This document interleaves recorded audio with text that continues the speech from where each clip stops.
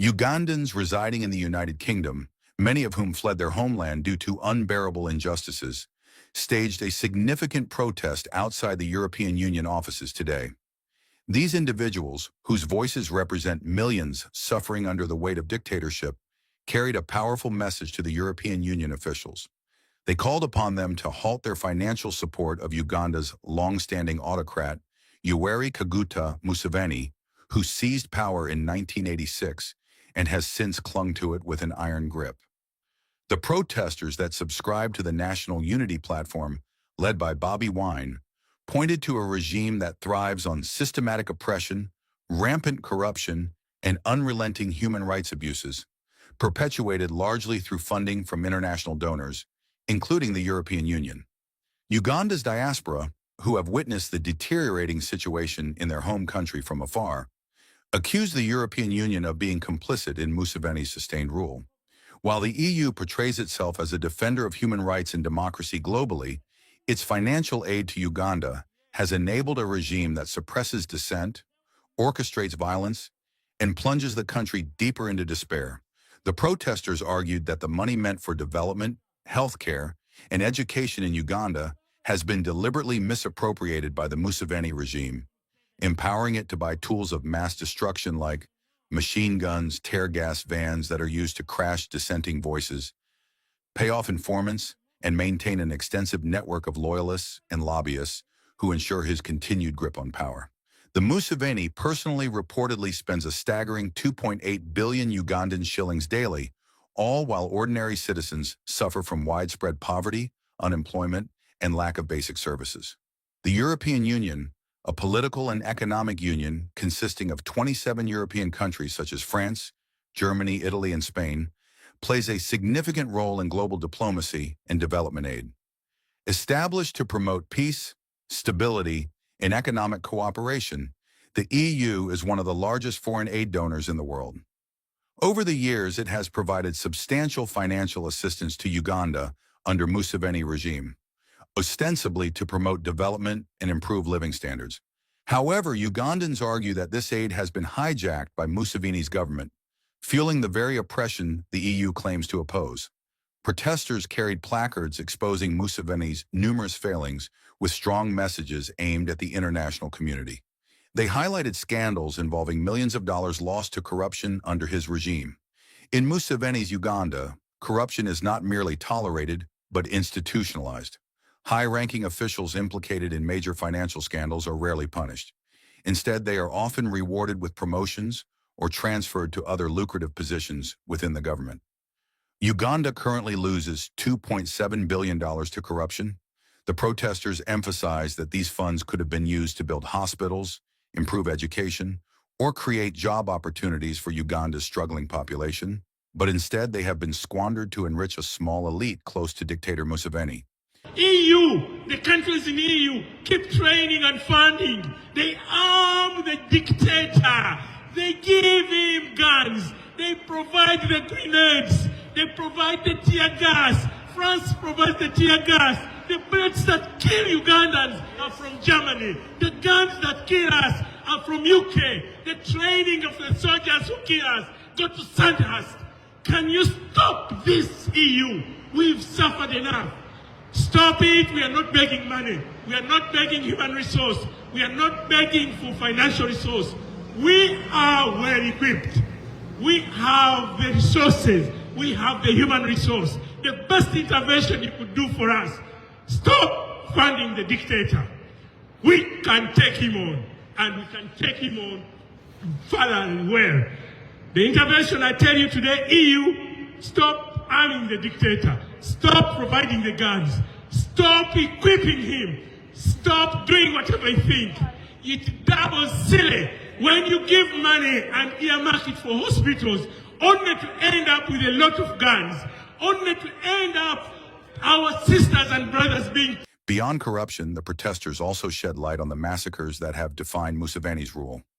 Innocent civilians, particularly opposition supporters, have been targeted in brutal crackdowns. From the infamous killings in Kasese, Mukura, Kanungu, Bundibujo, Kabaka riots, where hundreds were massacred, to the recent violent suppression of protests following the arrest of opposition leaders like Bobi Wine, Museveni's regime has consistently shown its willingness to use extreme violence to silence dissent. The placards carried by the protesters bore the names and faces of many victims who lost their lives to state-sponsored violence. The issue of abductions featured prominently in the demonstration. Ugandans who dare to speak out against the government often face the horrifying reality of forced disappearances. Many are abducted by state agents, tortured in secret detention facilities, and either killed or abandoned with life-altering injuries. Families of these victims rarely get justice, as the regime continues to operate with impunity. The protesters wanted the world to know that every handshake between European officials and Museveni legitimizes these atrocities. One placard boldly read, "When you shake Museveni's hand, you fund abductions, massacres, and corruption in Uganda." The protest attracted significant attention from bystanders and officials, many of whom were unaware of the dire situation in Uganda. Passers-by stopped to read the placards and engage with the protesters, expressing shock and disbelief at the stories being told. The Ugandans explained with passion and determination that their fight is not only against Museveni, but also against the international complicity that sustains the Museveni regime. They argued that the European Union's failure to condemn Museveni's actions, while continuing to fund his government, makes it a partner in crime. The love for their country was evident in the protesters' passionate chants and unwavering commitment to the cause.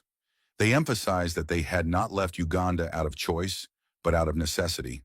The unemployment, tribalism, sectarianism, and pervasive insecurity under Museveni had made it impossible for them to build meaningful lives at home.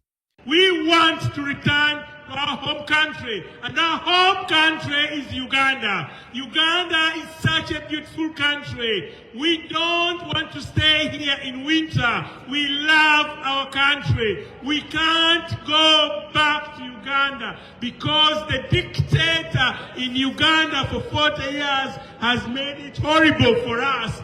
Yet despite the distance, their hearts remain with their homeland, and they continue to advocate for a better future for those who cannot speak out. The protesters carried with them a powerful message for the European Union. Stop funding oppression. They urged the EU to redirect its aid directly to the Ugandan people, bypassing Museveni's government. They suggested supporting grassroots organizations, independent civil society groups, and other entities that work to uplift ordinary Ugandans, rather than propping up a regime that has failed its citizens. For close to 4 decades, Museveni has clung to power, using the tools of fear and coercion. His government has silenced opposition voices, manipulated elections, and turned state institutions into instruments of oppression. Yet the international community, including the European Union, has largely turned a blind eye to these abuses, choosing instead to prioritize stability over justice. The protesters made it clear that this must change. They called on the European Union to align its actions with its stated values of promoting democracy and human rights. They demanded an end to the cycle of complicity that has allowed Museveni to maintain his grip on power, while millions of Ugandans suffer.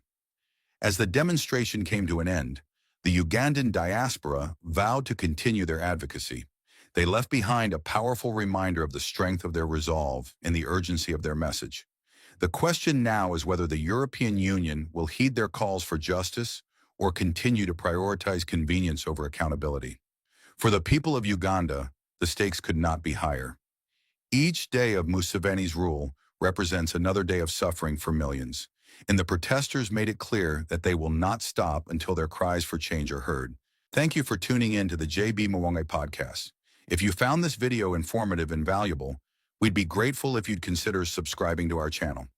This is the official home of the JB Mwangi podcast, where we bring you crucial stories and insights from Uganda and beyond. We'd love to hear your thoughts on today's discussion. Please share your perspective in the comments section below. Your voice matters in this ongoing conversation about freedom and justice. If you believe others could benefit from this information, don't hesitate to share this video with your friends and family. By spreading awareness, you're playing a vital role in shining a light on these important issues. Thank you for your support and for being part of our community. Until next time, Stay informed, stay engaged, and have a great day.